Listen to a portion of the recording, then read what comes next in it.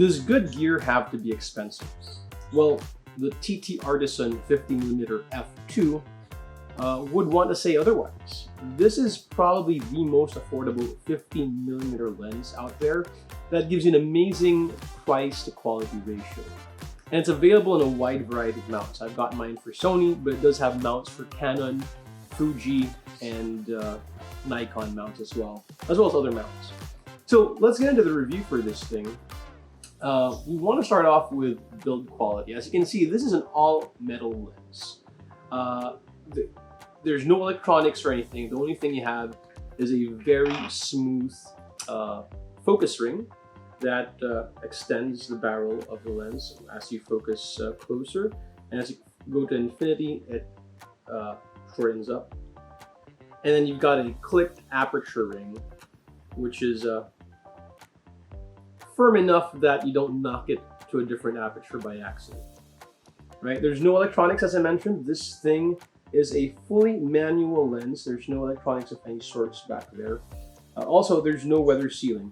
There's not much to say about it. There's no weather sealing, so you don't want to use this in the rain or areas that have a lot of dust. My first complaint about this, though, is the screw-on lens cap.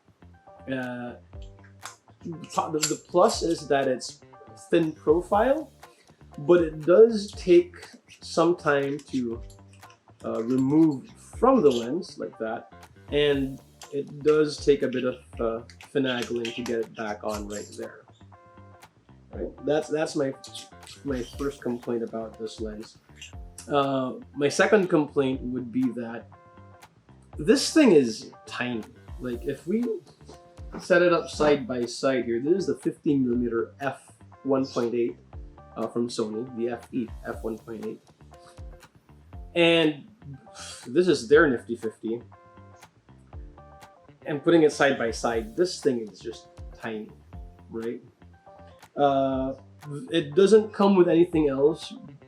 There's no lens hood for this, but it can benefit from a lens hood. You can get a 43mm screw mount lens hood, and that sits right there nice and fine.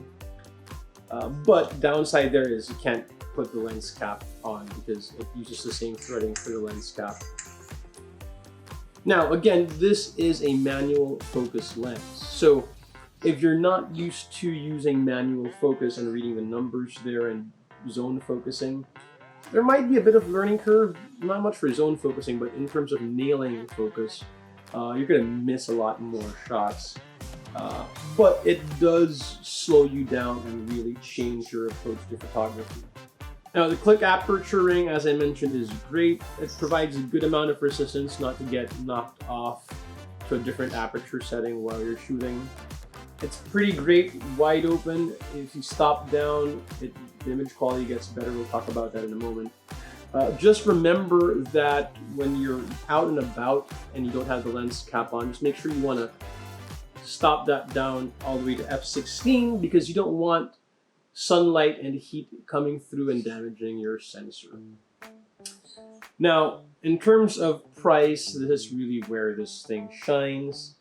Image quality is great for a lens that costs not more than $70. This actually cost me about 63 US dollars. And as far as I've seen online, it doesn't cost more than 70 US dollars.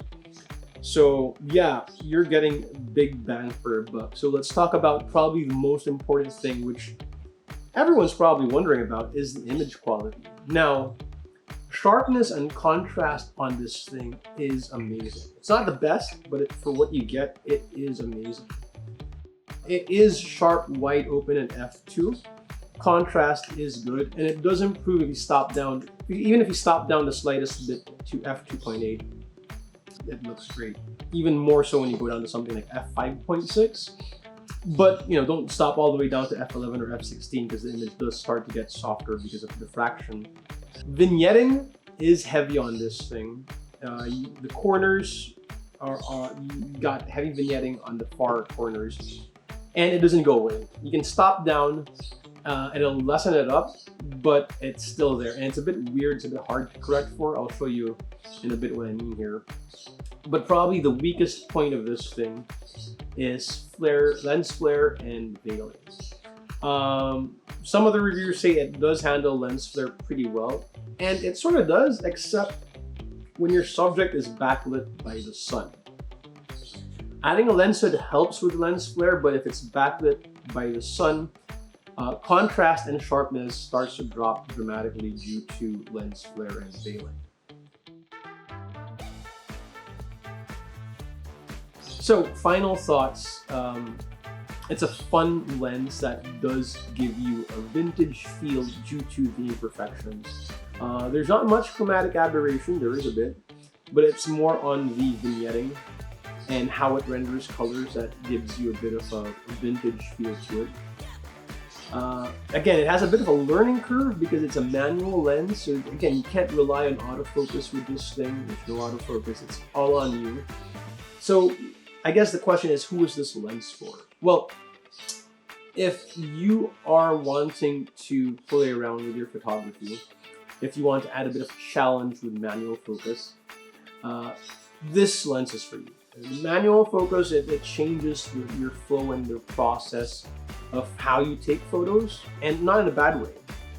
It really does have some effect on the final image, slowing down and thinking about the shot. You can use it for portraits, for travel, and for street photography.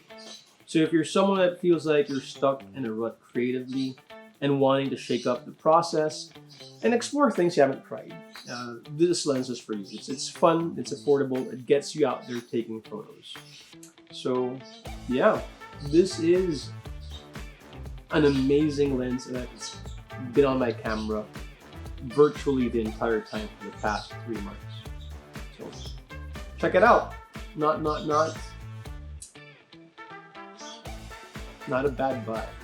Good quality to price ratio.